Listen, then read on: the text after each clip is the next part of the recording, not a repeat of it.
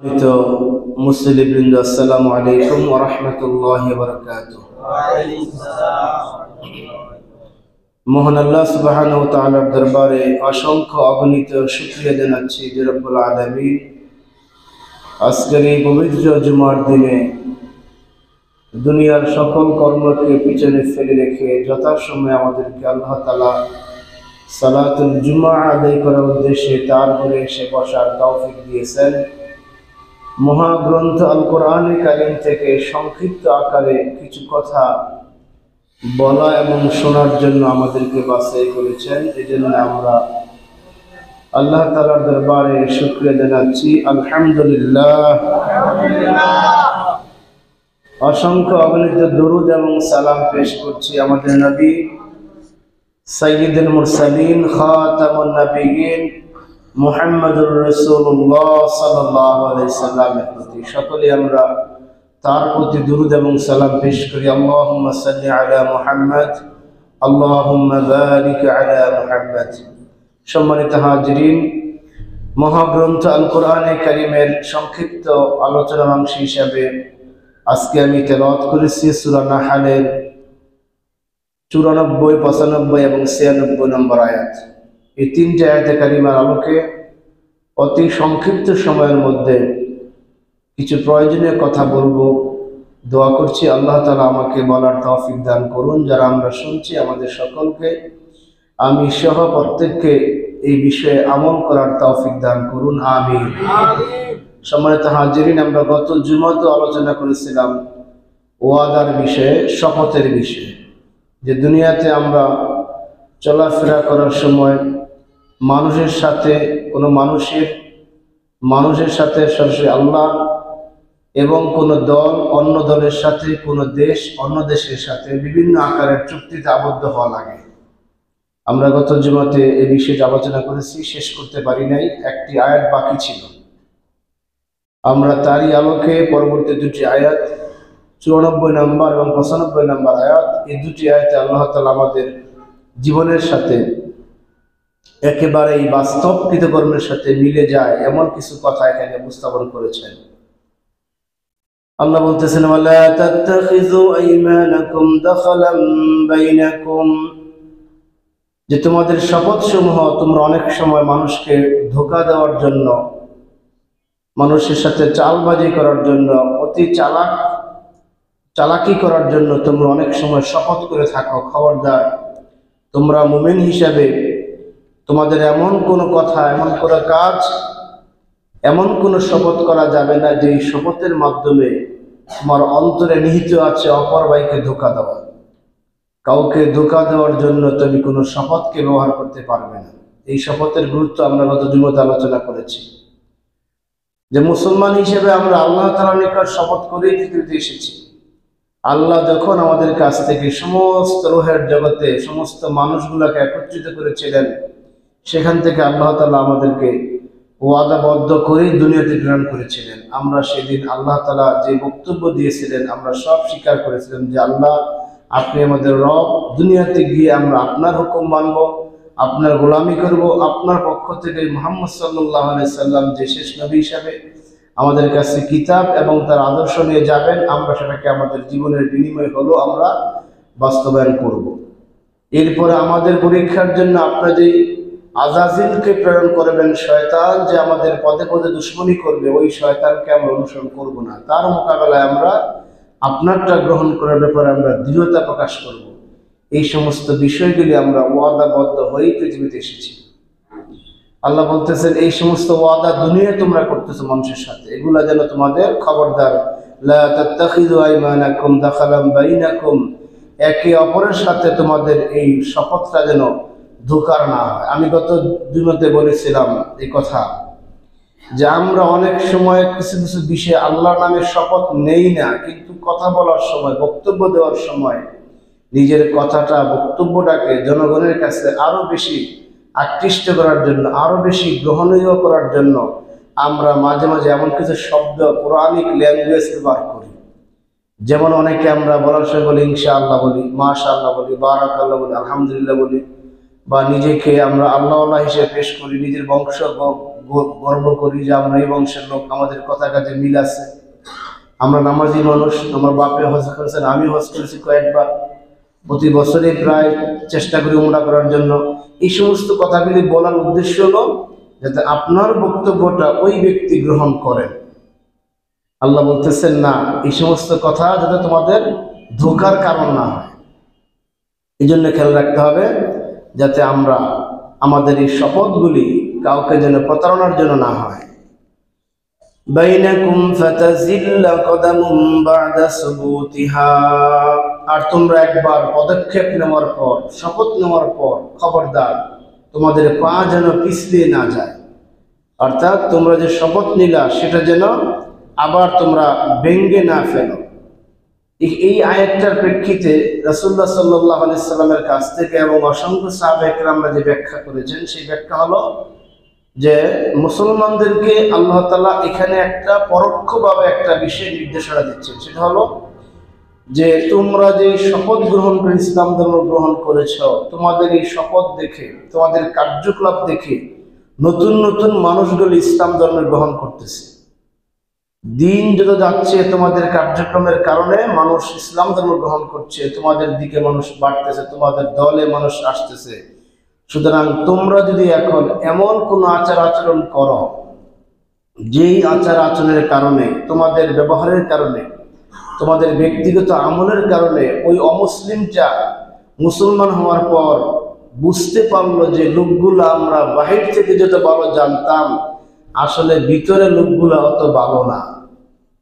যে তোমাদের আমলের কারণে, তোমাদের কার্যকলাপ করার কারণে, বা তুমি যে দলে আছো, তোমাদের যে মুসলিম উম্মাহ, এই উম্মাহের আচরণের কারণে যাতে নতুন একটা মানুষ এখানে প্রবেশ করে সে তোমাদের আচরণের কারণে এখান থেকে বের হয়ে না যায়। যে আমরা মুসলিম ছিলাম তখনই তো ভালো ছিলাম, তখন আমরা মিথ্যা কথা বলেছি, এখন থেকে মুসলমান হওয়ার পর মিথ্যা কথা বলতে হয়, মুসলমানরা মিথ্যা কথা বলতেছে।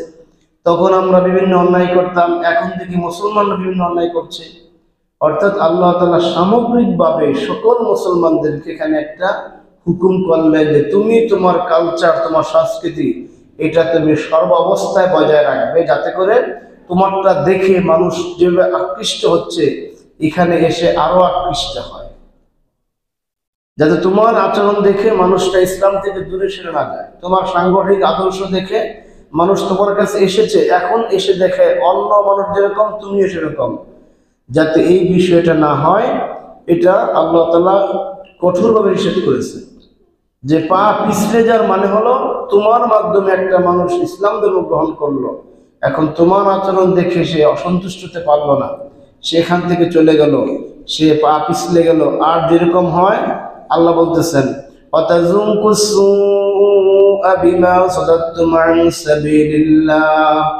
তোমার কারণে যদি কোনো মানুষ ইসলাম থেকে দূরে সরে যায়, ইসলামী আন্দোলন থেকে দূরে সরে যায়, ইসলামী সংগঠন থেকে দূরে সরে যায় তোমার আমলের কারণে, অর্থাৎ তোমাকে দেখে যদি সে ইসলামকে মাপে এবং মেপে যদি সে তোমাকে ওই মানের পরিমাণে ইসলামের ব্যক্তি হিসেবে না পায়, তাহলে সে যদি এই দল থেকে, ইসলাম থেকে সরে যায়, তাহলে খেয়াল করবে তোমার জন্য রয়েছে আখিরাতে চরম শাস্তি এবং দুর্ভোগ। বলেন নাউজুবিল্লাহ। অর্থাৎ আমার কারণে যদি কোনো মানুষ ইসলাম থেকে সরে যায়, আমার কারণে কোনো মানুষ যদি সংগঠন থেকে সরে যায়, ইসলামী আন্দোলন থেকে নিষ্ক্রিয় হয়ে যায়, তখন এই মানুষটা নিষ্ক্রিয় হওয়ার কারণে, এই মানুষটা চলে যাওয়ার কারণে আল্লাহ তাআলা আমাকে ধমক দিচ্ছেন, আমাদেরকে ধমক দিচ্ছেন, বিমা সাদাদতুম আন সাবিলিল্লাহ ওয়া তাযুকুস সুআ, তাহলে তুমি গ্রহণ করবে কঠিন শাস্তি, আর তোমার জন্য রয়েছে কঠিন দুর্ভোগ। বলেন নাউজুবিল্লাহ। এই জন্য প্রত্যেকটা মুসলমানকে এমন কোনো আমল করা যাবে না, এমন কোনো আচরণ করা যাবে না যে আমল এবং আচরণের কারণে একজন মানুষ ইসলাম ধর্ম গ্রহণ করার পর আবার সেখান থেকে দূরে সরে না যায়। ইসলামী যত সংগঠন আছে, যত দল আছে, প্রত্যেকটা ইসলামী সংগঠনের কর্মী এবং তার নেতাদেরকে এমন কোনো আচরণ করা যাবে না যে আমি আগে দুনিয়াবি একটা সংগঠনে ছিলাম, এখান থেকে ছেড়ে এসে ইসলামী সংগঠন যোগদান করলাম, এখানেও এসে দেখি তারা যেরকম আচরণ করেছে আমরাও সেরকম এই ইসলামী সংগঠনের নেতৃবৃন্দ এরকম আচরণ করছে। এই কাজটা করা যাবে না। আল্লাহ তাআলা এই দুনো সম্প্রদায়কে, আদর্শগত যত সম্প্রদায় আছে প্রত্যেকটা সম্প্রদায়কে আল্লাহ তাআলা আহ্বান করেছেন, যদি তোমার কারণে কোনো মানুষ ইসলাম থেকে সরে যায়, তুমি মসজিদের মুতাল্লি, মসজিদের সভাপতি, তুমি মসজিদের মাতবর, তোমার আচরণের কারণে কোনো মুসল্লি এখানে আর না আসে, তোমার আচরণের কারণে কোনো মানুষ মসজিদে না আসে, তাহলে এই যত গুনাহ আছে সমস্ত গুনাহ আল্লাহ তাআলা তোমার আমলনামায় দিবেন, বলেন নাউজুবিল্লাহ। যারা আমরা এই সমস্ত কাজ করি, আল্লাহ তাআলা আমাদের এই আয়াতের মাধ্যমে কঠোরভাবে সমালোচনা করেছেন, ওয়ালাকুম আযাবুন আযীম, কঠিন শাস্তি রয়েছে। আযীম বলা হয়েছে, আযীম শব্দের অর্থ হলো মহান, বিশাল। এই আযীম শব্দটা কোরআনের মধ্যে খুব বেশি ব্যবহৃত হয়নি, একবারে মাপা জোপা কয়েকটা আয়াতের মধ্যে আসছে, মাত্র কয়েকটা বিষয়। যেমন আল্লাহ তাআলার বিষয়ে আযীম আমরা বলি, সুবহানা রাব্বিয়াল আযীম বলি কিনা। রাসূলের শানে আসছে ইন্নাকা লাআলা খুলুকিন আযীম, আপনি মহান চরিত্র অধিকারী। এবং জান্নাতের সফলতা, যালিকাল যালিকা হুয়াল ফাওজুল আযীম, যারা জান্নাতে যেতে পারবে তারা মহান সফলতা লাভ করতে পারলো। আবার ওয়ালাহুম আযাবুন আযীম, যারা জাহান্নামে যাবে তাদের জন্য রয়েছে কঠিন শাস্তি, অর্থাৎ যার কোনো শেষ নেই। আযীম শব্দটি দুনিয়ার কোনো সাধারণ কিছুর সাথে ব্যবহার করা যায় না, কারণ দুনিয়ার একটা শেষ আছে, আছে কিনা?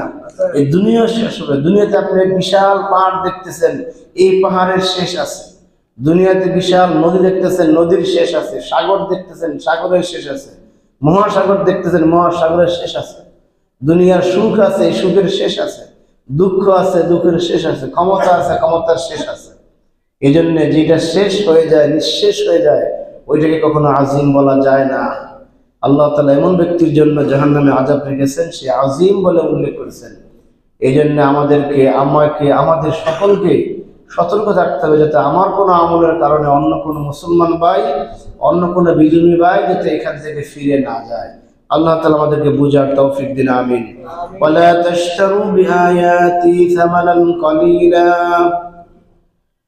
ওয়ালা তাশতারু বিআহদিল্লাহি সামানান কলিলা। পরবর্তী আয়াতে আল্লাহ বলতেছেন, যারা আমরা আল্লাহর সাথে বিভিন্ন বিষয়ে ওয়াদা করে এসেছি, আলেম আর আয়াতে, যারা আমরা মানুষের সাথে আমরা ওয়াদাবদ্ধ হই, এই সমস্ত সকল অঙ্গীকারকে আল্লাহ বলতেছেন ওয়ালা তাশতারু বিআহদিল্লাহি সামানান কলিলা।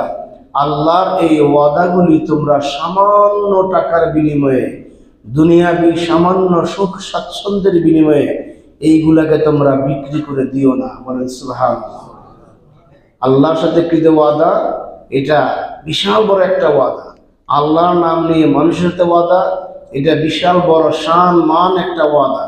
সুতরাং দুনিয়ার সামান্য, এখানে আল্লাহ তাআলা দুনিয়ার সমস্ত সম্পদকে সামান্য বলেছেন, যে দুনিয়া, গোটা দুনিয়ার যদি ধন সম্পদ আল্লাহ দিয়েছেন, সমস্ত সম্পদগুলিকে একত্রিত করা হলেও আল্লাহর আখিরাতের সম্পদের তুলনা এটা একবারই সামান্য, ঠিক কিনা? একেবারেই সামান্য এটা। এই জন্য আল্লাহ বলছেন, দুনিয়াতে তুমি তোমার এই ওয়াদাকে বিক্রি করে, ওয়াদাকে লঙ্ঘন করে হাজার কোটি টাকা তুমি ইনকাম করলেও আমি আল্লাহর নিকট এর হলো সামানান কলিল, একবারে স্বল্প মূল্য।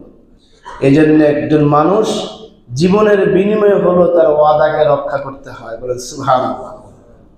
এই আয়াতের মাধ্যমে আল্লাহ তাআলা পরোক্ষভাবে আমাদের দুনিয়ার সাথে সম্পৃক্ত একটা বিষয়কে আলোচনা করেছেন। এটা তাফসিরে বাহরে মুহিতে ইবনে আতিয়া রাহমাতুল্লাহ আলাইহি সেই ব্যাখ্যাটা করেছেন, যেখানে আল্লাহ তাআলা এই আল্লাহর সাথে কৃত ওয়াদা ভঙ্গ করা তো করা যাবেই না। মানুষের সাথে যে কৃত ওয়াদা আমরা ভঙ্গ করি দুনিয়ার সামান্য তুচ্ছ বিষয়ের বিনিময়ে, এটাকে আল্লাহ তাআলা হারাম করেছেন প্রচ্ছন্নভাবে। এখানে আল্লাহ তাআলা মানুষ যেরকম তার নিজের দায়িত্বে যেই কাজটা আছে, যেই কাজটা করার জন্য কর্তৃপক্ষ থেকে বেতন দিচ্ছেন, সরকার থেকে বেতন দিচ্ছেন, তিনি চাকরি করছেন, সেখানে তার নির্দিষ্ট এই কাজটাকে তিনি আল্লাহকে ওয়াদা করে অথবা রাষ্ট্রীয় সিস্টেমে তিনি কাজটা ওয়াদার মাধ্যমে গ্রহণ করেছেন। একজন সরকারি কর্মকর্তা, বেসরকারি কর্মকর্তা, যাকে যেই কাজের জন্য নিয়োগ দেওয়া হয়েছে, এটা তার একটা প্রচ্ছন্ন একটা ওয়াদা। তার নিয়োগপত্রে যে সই করা হয়েছে, এটা তার কর্তৃপক্ষের সাথে একটা ওয়াদা। এখন তার যে যোগ্যতা, সেই যোগ্যতা অনুযায়ী সেই কাজগুলি করবে, এই কাজগুলি সম্পাদন করা তার দায়িত্ব। এখন এই কাজগুলি করতে গিয়ে সে যদি কোনো গরিমসি করে, সেজন্য এখানে অতিরিক্ত বেতনের বাইরে কোনো কিছু এখানে ইনকামের চেষ্টা করে, যেটাকে আমরা উৎকোচ বা ঘুষ বলি, আল্লাহ তাআলা এই আয়াতের মাধ্যমে সেটাকে হারাম করেছেন। বলেন নাউজুবিল্লাহ। ঘুষ গ্রহণ করা হারাম, এটা আল্লাহ তাআলা এই আয়াতের মাধ্যমে দলিল দিয়েছেন যে সাবারান বিআহদিল্লাহি সাবারান কালিলা, তুমি যে ওয়াদাবদ্ধ হয়ে চাকরিতে যোগদান করলে, এখন তুমি এই সামান্য একটু টাকা পয়সার বিনিময়ে তোমার সেই ওয়াদাটাকে তুমি এখানে ভঙ্গ করতে পারবে না। অর্থাৎ তোমার যোগ্যতা অনুযায়ী তোমাকে যে দায়িত্ব দেওয়া হয়েছে সেই কাজটা তোমার করতে হবে। এই কাজটা করার জন্য পাবলিকের কাছ থেকে অতিরিক্ত বিনিময় গ্রহণ করা, অথবা কাজটা না করার জন্য গরিমসি করা, অথবা এই কাজটা তোমার নয় এমন একটা কাজ তুমি অতিরিক্ত অর্থের বিনিময়ে করে দিলা, এই সবগুলিকে আল্লাহ তাআলা তাশতারু বিআহদিল্লাহি সাবারান কালিলা, একেবারে সামান্য অর্থের বিনিময়ে ভঙ্গ করার সাথে তুলনা করেছেন। বলেন নাউজুবিল্লাহ।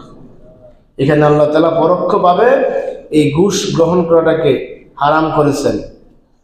সুতরাং এই কাজটা যারাই করবে তাদের ব্যাপারে আল্লাহ তাআলা ওয়ালাকুম আযাবুন আযীম বলে হুঁশিয়ারি করেছেন, যে এই কাজটা করার কারণে আল্লাহ তাআলা তাদের জন্য কঠিন শাস্তি রেখেছেন। ইন্নামা ইনদাল্লাহি ওয়া খায়রুল লাকুম ইন কুনতুম তা'লামুন। আর তোমরা যদি এটাকে বাদ দিয়ে অঙ্গীকার রক্ষা করতে পারো, অথবা তোমার যে দায়িত্বে তোমাকে যে নিয়োজিত করা হয়েছে সেখানে অনেক ইনকামের সুযোগ সুবিধা থাকার পরও তুমি যদি সেটাকে বাদ দিয়ে শুধু একমাত্র আল্লাহকে সন্তুষ্টির জন্য তোমার এই বিষয়টা তুমি রক্ষা করতে পারো, আখিরাতে পুরস্কারের জন্য, পুরস্কার প্রাপ্তির আশায় যাবতীয় অশ্লীল এবং অন্যায় কাজ থেকে, অর্থাৎ এই দায়িত্ব পালন করার ক্ষেত্রে তুমি কোনো প্রকার অশ্লীল বা অপতৎপরতা লিপ্ত হলে না, তাহলে তোমার জন্য আল্লাহ তাআলা যা রেখেছেন সেটা হলো আল্লাহর বক্তব্য, সেটা হলো যে তোমার কাছে যা আছেন ইনদাল্লাহি ওয়া খায়রুল লাকুম, এই সমস্ত কিছু চাইতে আল্লাহর নিকট সেটা অনেক উত্তম। বলেন সুবহানাল্লাহ। অর্থাৎ ঘুষের বিনিময়ে তুমি 1000 কোটি টাকা ইনকাম করলা, এই 1000 কোটি টাকার চাইতে আল্লাহর কাছে তোমার জন্য অনেক বিশাল নিয়ামত, অনেক সম্পদ রয়েছে। লাউ কুনতুম তা'মালুন, ইন কুনতুম তা'লামুন, যদি তোমরা জানতে পারো, উপলব্ধি করতে পারো। অর্থাৎ আল্লাহর হুকুমটা তোমার জন্য পালন করা ফরজ, বিনা অন্যায়ে অবৈধভাবে কোনো কিছু গ্রহণ করা তোমার জন্য হারাম, এবং কিয়ামতের দিন এই সমস্ত বিষয়ে তোমাকে আল্লাহর দরবারে জবাব দিতে হবে। এই চিন্তা করে তোমার উপর যে দায়িত্ব আল্লাহ দিয়েছেন সেই দায়িত্ব শতভাগ পালন করার মাধ্যমে তুমি তোমার জীবনটা পরিচালনা করতে পারলে আল্লাহ বলতেছেন এটা তোমার জন্য ইনদাল্লাহি হুয়া খায়র, অনেক কল্যাণ তোমার জন্য আমি কঠিন কিয়ামতের ময়দানে আমি রেখেছি। এই জন্য প্রত্যেক ব্যক্তি তার দায়িত্ব অনুযায়ী যেই সমস্ত দায়িত্ব আল্লাহ দিয়েছেন সেই সমস্ত দায়িত্বগুলি পুঙ্খানুপুঙ্খানুরূপে পালন করা প্রত্যেক ব্যক্তির জন্য অবশ্য কর্তব্য, এবং সেটা করতে হবে। এই আয়াতের মাধ্যমে আল্লাহ তাআলা এই ওয়াদা রক্ষার বিষয়টা এভাবেই আমাদেরকে তাগিদ দিয়েছেন যে কোনো অবস্থাতেই এই ওয়াদাকে ভঙ্গ করা যাবে না। কোনো সুযোগ সুবিধা গ্রহণ করার মাধ্যমে এই ওয়াদাটাকে তোমরা কখনোই ভঙ্গ করতে পারবে না। এর পরবর্তী আয়াত 96 নম্বর আয়াত, ওয়ামা ইনদাল্লাহ মা ইনদাকুম ইয়ানফাদু ওয়া মা ইনদাল্লাহি বাক। তোমরা এই দুনিয়াতে এইভাবে তোমরা যা কিছু অর্জন করলা এই সব কিছু শেষ হয়ে যাবে, এটা চিরস্থায়ী থাকবে না। আর আমি আল্লাহর নিকট যা কিছু আছে সব কিছু চিরস্থায়ী থাকবে। বলেন সুবহানাল্লাহ। মা ইনদাকুম ইয়ানফাদু, তোমার এই দুনিয়ার প্রভাব প্রতিপত্তি নিয়ামত সমূহ যা কিছু আছে এই সব কিছু একদিন নিঃশেষ হয়ে যাবে, এই দিন থাকবে না। তোমার টাকা পয়সা, তোমার সম্পদ, তোমার মান সম্মান, ইজ্জত, ক্ষমতা, প্রভাব প্রতিপত্তি, বাহাদুরি, এই সমস্ত দুনিয়াতেই শেষ হয়ে যায়, এটা চিরকাল নয়। দুনিয়ার কোনো সম্পদ, কোনো অর্থ, কোনো সম্মান, কোনো ইজ্জত, কোনো ক্ষমতা, কোনো জনবল, প্রভাব প্রতিপত্তি, এগুলো কারোর জন্য চিরস্থায়ী থাকে না, ঠিক কিনা? এরকম আমরা পৃথিবীর শুরু থেকে এ পর্যন্ত অনেক ইজ্জতওয়ালা ব্যক্তিদেরকে আমরা দেখেছি শেষ বয়সে ইজ্জত রাখতে পারে নাই। অনেক ধনাঢ্য ব্যক্তির ইতিহাস আমরা জানি, শেষ বয়সে তার সেই ধন তিনি ধরে রাখতে পারেন নাই।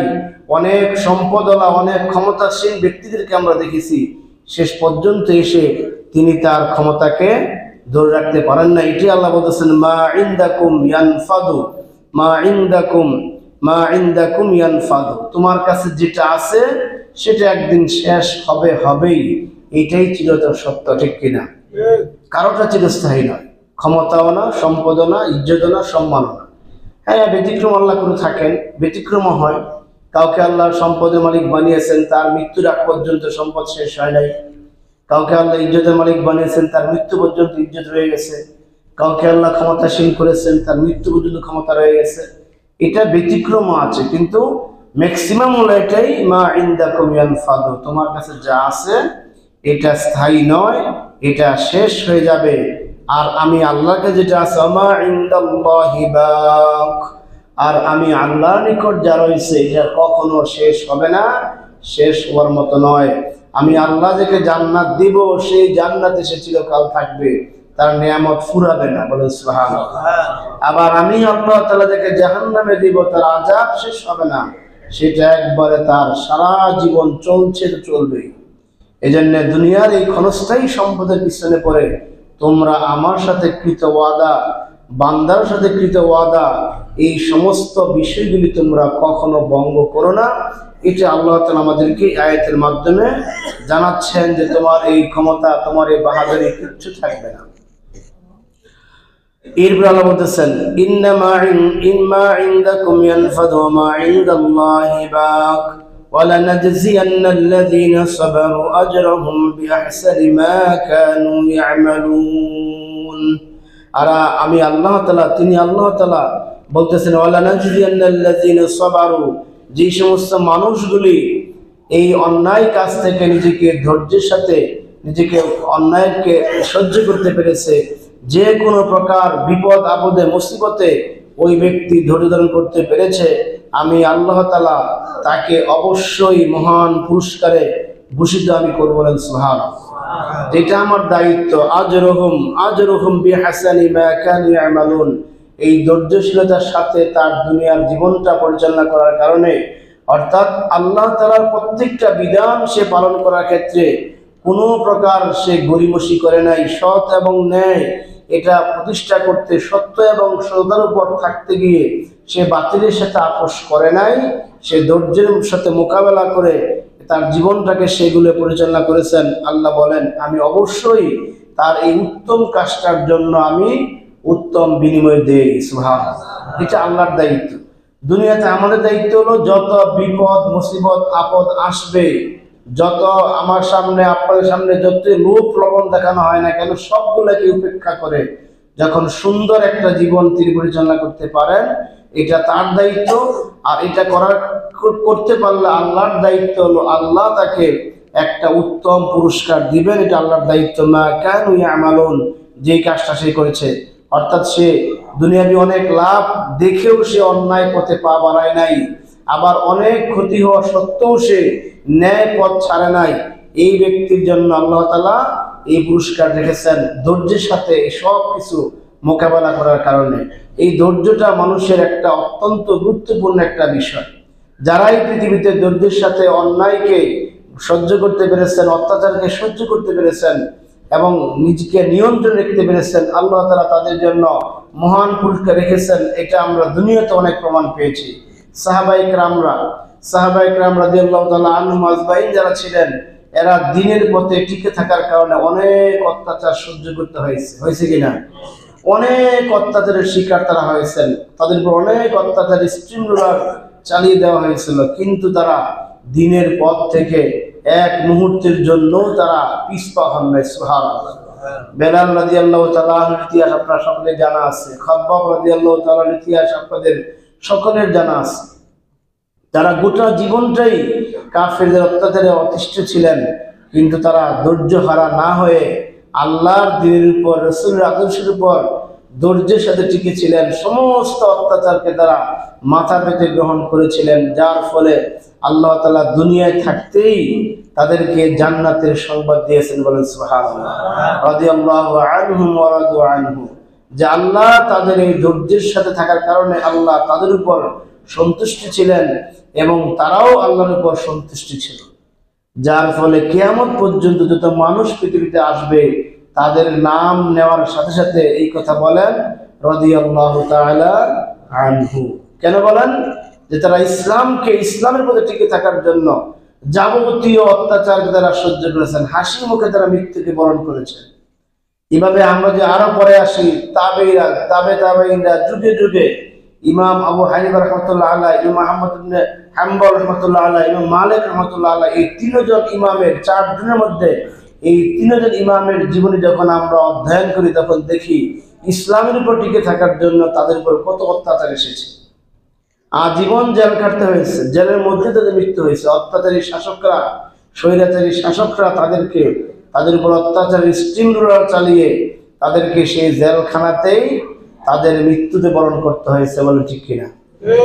এই তারা ইসলামকে গ্রহণ করেছিলেন এমন ভাবে যে আল্লাহ যে বললেন যে আল্লাযীনা সাবারু আজরাহুম বিআহসানি মা কানু ইয়ামালুন, যারা এই কাফেরদের অত্যাচারী শাসকদের অত্যাচারকে ধৈর্যের সাথে মোকাবেলা করতে পারবে, অধৈর্য হবে না, অধৈর্য হয়ে তাদের কাছে নিজেকে বিক্রি করে দেবে না, তাদেরকে আল্লাহ তাআলা পুরস্কার দিবেন। ইমাম আবু হানিফা রাহমাতুল্লাহ আলাইহি খলিফা মানসুর তার প্রতি যে অত্যাচার করেছিলেন, অর্থাৎ তাকে যে প্রস্তাব দেওয়া হয়েছিল রাষ্ট্রের চিফ জাস্টিস হওয়ার জন্য, তিনি এটা হা বললেই তার জন্য দুনিয়াটাই বেহেশত হতো, ঠিক কিনা? কিন্তু তিনি এটা গ্রহণ করেন নাই। যে অত্যাচারী শাসকের বিচারপতি নিয়োগ হলে সেই শাসক আমাকে যেভাবে রায় দিতে বলবে আমাকে ওইভাবে রায় দেওয়া লাগবে। আমি কোরআন সুন্নাহ মোতাবেক রায় দিতে পারবো না, আমি কোরআন সুন্নাহ মোতাবেক ন্যায় প্রতিষ্ঠা করতে পারবো না, ন্যায়ের পক্ষে আমি কাজ করতে পারবো না। যার ফলে তিনি সেই শাসকের প্রস্তাবটা গ্রহণ করেন নাই। আর সেই প্রস্তাব গ্রহণ না করার কারণেই এভাবেই তাকে শাস্তির সম্মুখীন হতে হয়েছে।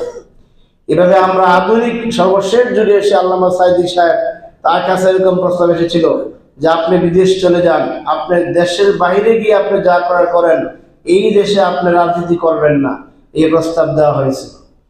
আবার দ্বিতীয় প্রস্তাব দেওয়া হয়েছিল আপনি এই দেশে থাকবেন একবারে না, আপনার মুখ বন্ধ করে থাকবেন, আপনি সংগঠন সম্পর্কে, ইসলামী আন্দোলন সম্পর্কে আপনি কোনো প্রকার বক্তব্য বয়ান করতে পারবেন না, সব নসিহত করবেন মাটির নিচে আর মৃত্যুর পরের নসিহত, মাঝখানে যা কিছু হচ্ছে আমরা শয়তানরা সবকিছু করছি, আপনি এই বিষয়ে কোনো কথা বলতে পারবেন না।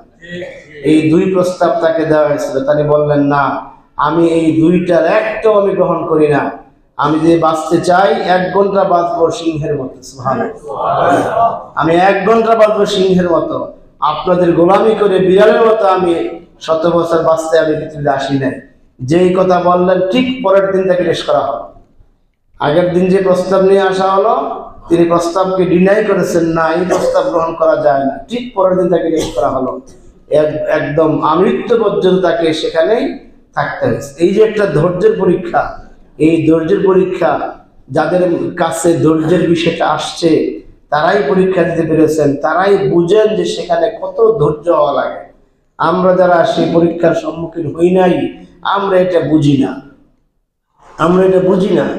বিভিন্ন পাবলিক পরীক্ষায় যারা আমরা দিয়ে এসেছি, পাবলিক পরীক্ষা, ইউনিভার্সিটি ভর্তি পরীক্ষা, বিসিএস পরীক্ষা, শিক্ষক নিবন্ধন পরীক্ষা, এই পরীক্ষাগুলোতে কি পরিমাণ হার্ড হয় আর কি পরিমাণ ক্রিটিক্যাল কোশ্চেন করা হয়, এটা যারা পরীক্ষা না দিয়েছেন তারা বুঝবেন না, এটা বুঝবেন না তারা। আমরা পরীক্ষা দিয়েছি, আমরা বুঝেছি যে 6 মাসের মধ্যে পড়ি নাই এমন প্রশ্ন আসছে অনেকগুলো, যে বিগত 6 মাস কিন্তু অনেক লাফারা করছি পরীক্ষা পাস করে দেন, কিন্তু প্রশ্নগুলো দেখি যে প্রশ্নগুলো আসছে এমন বহু প্রশ্ন আছে জীবনে 6 মাস পড়ি। তো পরীক্ষার সম্মুখীন হতে পারলেই বোঝা যায় পরীক্ষাটা, তখন বোঝায় ধৈর্য কি জিনিস। সম্মানিত হাজিরিন, এটি আল্লাহ বলতেছেন তোমরা যদি এরকম ভাবে এই ধৈর্যের সাথে মোকাবেলা করে কৃতকার্য হতে পারো তাহলে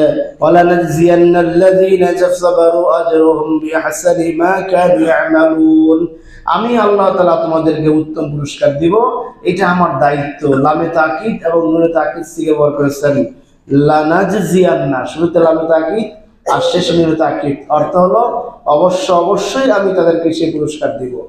এই জন্য আল্লাহ তাআলা সেই ধৈর্যশীলের কথা বলেছেন, ইন্নাল্লাহা মা'আস সাবিরিন। সূরা বাকারার 153 নং আয়াতে আল্লাহ বলতেছেন ইন্নাল্লাহা মা'আস সাবিরিন, এরকম ধৈর্যশীল যারা থাকবেন এদেরকে আল্লাহ তাআলা এদের সাথে আছেন, বলেন সুবহানাল্লাহ। ধৈর্যশীল না হতে পারলে ক্ষতির হাত থেকে বাঁচা যাবে না। সূরাতুল আসর, সময়ের কসমকে আল্লাহ তাআলা যে সূরা নাযিল করেছেন, সেখানে একটা মানুষকে ক্ষতির হাত থেকে বাঁচার জন্য আল্লাহ তাআলা 4টা বিষয় আদেশ করে 4টা বিষয় জানিয়েছেন। ওয়াল আসরি ইন্নাল ইনসানা লাফি খুসর। আল্লাহ বলতেছেন সময়ের কসম, অর্থাৎ আমরা যে সময় অতিবাহিত করছি সেই সময়ের কসম। যদিও অনেকে আসরের কথা বলেছেন, সময়ের কসম, ইন্নাল ইনসানা লাফি খুসর, নিশ্চয়ই দুনিয়ার সমস্ত মানুষ ক্ষতিগ্রস্তের মধ্যে আছেন। বলেন নাউজুবিল্লাহ। এখানে সব মানুষ, আমি, আপনি, মুসলমান, আস্তিক, নাস্তিক, কাফের, হিন্দু, বৌদ্ধ, খ্রিস্টান, যত মানুষ এখানে আছে, সমস্ত মানুষকে আল্লাহ বলতেছেন ক্ষতির মধ্যে লিপ্ত আছে। তবে 4 শ্রেণীর ব্যক্তি, ইল্লাল্লাযীনা আমানু ওয়া আমিলুস সালিহাত ওয়া তাওয়াসাউ বিল হাক্কি ওয়া তাওয়াসাউ বিস সাবর।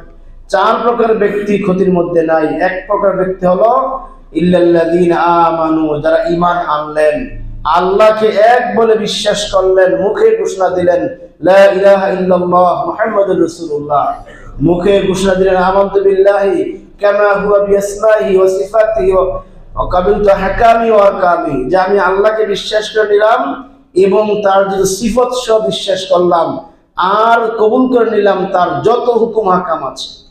তিনি দুনিয়াতে আমাদেরকে যত হুকুম করেছেন সমস্ত হুকুমগুলি আমি কবুল করলাম, গ্রহণ করলাম। যত রুকন বিধান দিয়েছেন সবগুলি গ্রহণ করলাম।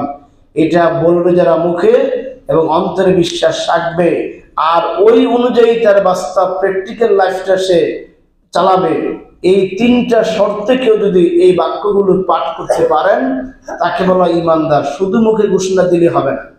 শুধু মুখে ঘোষণা দিলাম, অন্তরে বিশ্বাস রাখলাম না, আবার মুখে ঘোষণা দিলাম, অন্তরে বিশ্বাস রাখলাম, কিন্তু বাস্তবতার সাথে, কাজের সাথে অন্তরে বিশ্বাস এবং মৌখিক ঘোষণার মিল নাই, এই ব্যক্তিকে ঈমানদার বলা যায় না।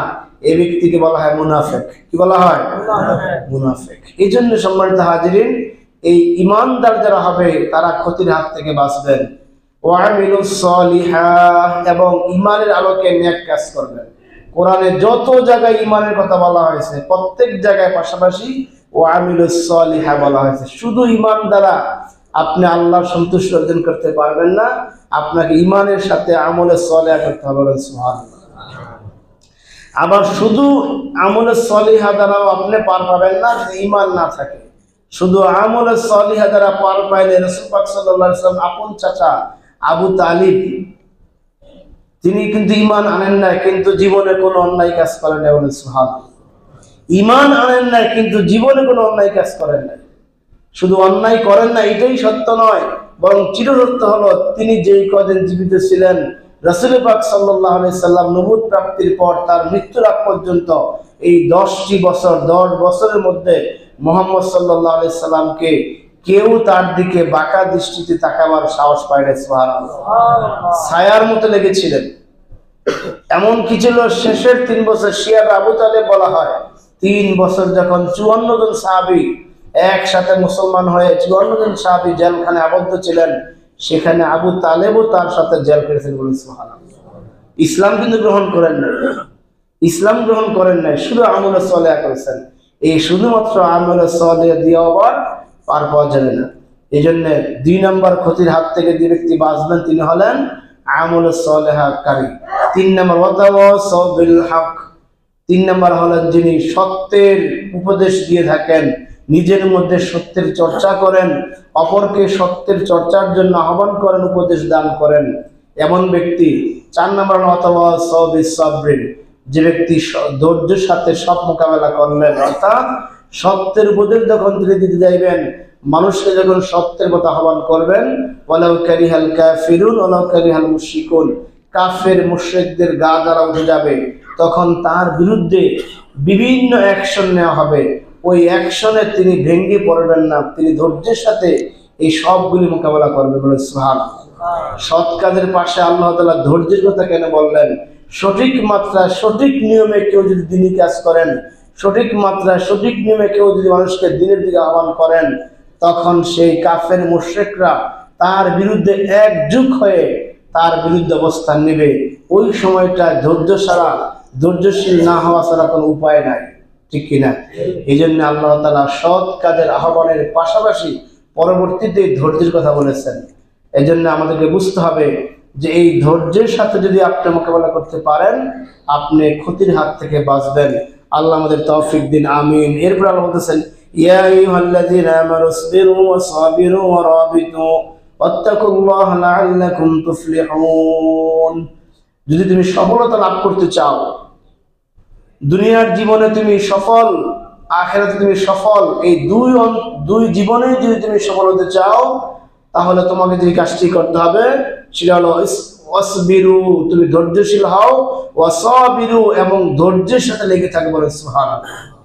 ধৈর্যের সাথে দিনই সকল কাজ তোমায় করতে হবে, ধৈর্যের সাথে তুমি সত্যের প্রতি টিকে থাকতে হবে। তাহলেই তোমার জন্য আল্লাহ তাআলা যে সুসংবাদ দিয়েছেন সেই সুসংবাদ প্রাপ্তি তুমি হবে। অবশ্যিরিস সাবিরিন। আল্লাহ বলতেছেন রাসূলকে, রাসূল আপনি ধৈর্যশীলদেরকে সুসংবাদ দান করুন। বলেন সুবহানাল্লাহ। অবশ্যিরিস সাবিরিন, যারা ধৈর্যশীল তাদেরকে সুসংবাদ দান করুন। তারা কারা? আল্লাযীনা ইযা আসাবাতুহুম মুসিবাহ, যখনই তাদেরকে স্পর্শ করবে কোনো বিপদ আপদ, যে কোনো বিপদ আপদ, অর্থনৈতিক মন্দা, এরপরে সামাজিক মন্দা, এরপরে প্রকৃতির মন্দা, স্বাস্থ্যের হানি, সম্পদের হানি, মালের ক্ষতি, বিভিন্ন বিষয়ে যখন সে ব্যক্তি পরীক্ষায় সম্মুখীন হবে, পরীক্ষায় সম্মুখীন হওয়ার সাথে সাথে সে অধৈর্য না হয়ে বলবে, ইন্না লিল্লাহি ওয়া ইন্না ইলাইহি রাজিউন। এই দোয়াটা সে বলবে। আমরা শুধুমাত্র মানুষ মারা গেলে এই দোয়াটা পড়ি না, মানুষ মারাও একটা ক্ষতি, এটা মরে যাওয়া ক্ষতি। এছাড়াও যে কোনো বিপদ আপদের দোয়া হলো ইন্না লিল্লাহি ওয়া ইন্না ইলাইহি রাজিউন। আমরা এই ঘোষণা দেই, ইন্না, নিশ্চয় আমরা, লিল্লাহি, আল্লাহর জন্য, অর্থাৎ আমি আল্লাহর তৈরি, আমি আল্লাহর জন্য, আমার সন্তানরা আল্লাহর জন্য, আমার মাল সম্পদ আল্লাহর জন্য। ইন্না সলাতি ওয়া নুসুকি ওয়া মাহইয়ায়া, আমার জীবন সহ মৃত্যু সহ সব কিছু আল্লাহর জন্য। সুতরাং এটা ক্ষতি হয়েছে, আল্লাহ নিয়ে গেছেন, এই জন্য টেনশনের কোনো কারণ নাই। ঘোষণা দেওয়া যে আমরা সব আল্লাহর জন্য, ওয়া ইন্না ইলাইহি রাজিউন, এবং তার কাছে আমরা ফিরে যাব। আমাদের প্রত্যাবর্তন স্থল একমাত্র কার কাছে? আল্লাহর কাছে। ইয়ালামু মা বাইনা আইদিহিম ওয়া মা খালফাহুম ওয়া ইলাল্লাহি তুরজাউল উমুর। সূরা জুমার 74 নম্বর আয়াত আল্লাহ বলতেছেন, সূরা হজের, যে ইয়ালামু মা বাইনা আইদিহিম ওয়া মা খালফাহুম ওয়া ইলাল্লাহি তুরজাউল উমুর। যা কিছু আছে সব কিছু আল্লাহর দিকে প্রত্যাবর্তনশীল। সুতরাং সন্তান মারা গেল, সম্পদের নষ্ট হলো, স্বাস্থ্যের হানি ঘটলো, একটা বিপদ আসলো, এই সব কিছু আল্লাহর পক্ষ থেকে এসেছে। ধৈর্যের সাথে মোকাবেলা করার জন্য আমরা বলি কি, ইন্না লিল্লাহি ওয়া ইন্না ইলাইহি রাজিউন। আল্লাহ বলেন অবশ্যই তাদেরকে সুসংবাদ দেওয়া কিসের? উলাইকা আলাইহিম সালাওয়াতুম মির রাব্বিহিম ওয়া রাহমাহ। দুইটা সুসংবাদ, যে একটা হলো তার আপন দৃষ্টিতে তার একটা সম্পদ নষ্ট হয়েছে, সন্তান মারা গেছে, ভাই মারা গেছে, পিতা মারা গেছে, সে যখন ধৈর্যের সাথে মোকাবেলা করে দোয়া পাঠ করতে পেরেছে, তার জন্য সম্পর্ক, তার জন্য সুসংবাদ হলো সে আমার পক্ষ থেকে শান্তি পাবে এবং আমার পক্ষ থেকে তার উপর সালাম বর্ষিত হবে, তার উপর আমার পক্ষ থেকে রহমত বর্ষিত হবে। বলেন সুবহানাল্লাহ। তার পক্ষ থেকে আমার প্রতি রহমত আসবে। ওয়া উলাইকা হুমুল মুহতাদুন, এবং আমরা, এরা হলেন হেদায়েত প্রাপ্ত, অর্থাৎ সঠিক রাস্তা প্রাপ্ত। এই দুইটা হলো সুসংবাদ। যদি কোনো ব্যক্তি বিপদে আপদে, সম্পদের হানিতে, সন্তানের বিপদে, সন্তান বিয়োগে, ভাইয়ের মৃত্যুতে, পিতামাতার মৃত্যুতে, এরকম বিপদের মধ্যে এই দোয়াগুলি পড়বে, আল্লাহ বলেন উলাইকা হুমুল মুফলিহুন উলাইকা হুমুল মুহতাদুন, এরা হলো আমার পক্ষ থেকে সকল প্রাপ্ত এবং হেদায়েত প্রাপ্ত। যেই হেদায়েত কামনার জন্য আমরা সূরা ফাতিহাতে ইহদিনাস সিরাতাল মুস্তাকিম বলি কিনা, আল্লাহ তাআলা সেই হেদায়েত পাওয়ার জন্য এখানে একটা ঘোষণা দিলেন। যে কোনো বিপদ আপদে যদি এরকম সবারু হতে পারে, সবারু আজরাহুম বিহাসানি মা কানু ইয়ামালুন, তাহলে আল্লাহ তাআলা ওই ব্যক্তিকে উত্তম পুরস্কার দিবেন। সম্মানিত হাজিরিন, এই উত্তম পুরস্কার পাওয়ার আশায় আমাকে, আপনাকে, আমাদের সকলকে যে কোনো প্রকার বিপদে আপদে আল্লাহর উপর ভরসা করে ধৈর্যের সাথে সেটা অতিবাহিত করতে হবে। আর অধৈর্য হয়ে গেলে, আল্লাহর সাথে আল্লাহর উপর ভরসা ছেড়ে দিয়ে মানুষের প্রতি ভরসা হয়ে গেলে, হায়ুতাস করে ফেললে, সেটা কখনো সেখানে কল্যাণ আসবে না, বরং দুনিয়া থেকেও বিপদ দূর হবে না। দুনিয়ার বিপদটা আল্লাহ দূর করবেন, আর দুনিয়ার বিপদটা এটা স্থায়ী নয়, ক্ষণস্থায়ী বিপদ, এটা যে কোনো সময় আল্লাহ শেষ করিতে পারেন, যদি আমরা আল্লাহর কাছে সেভাবে সেটা মোকাবেলা ধৈর্যের মাধ্যমে করতে পারি। আল্লাহ তাআলা আমাদেরকে বুঝার তৌফিক দান করুন, আমিন। সম্মানিত হাজিরিন,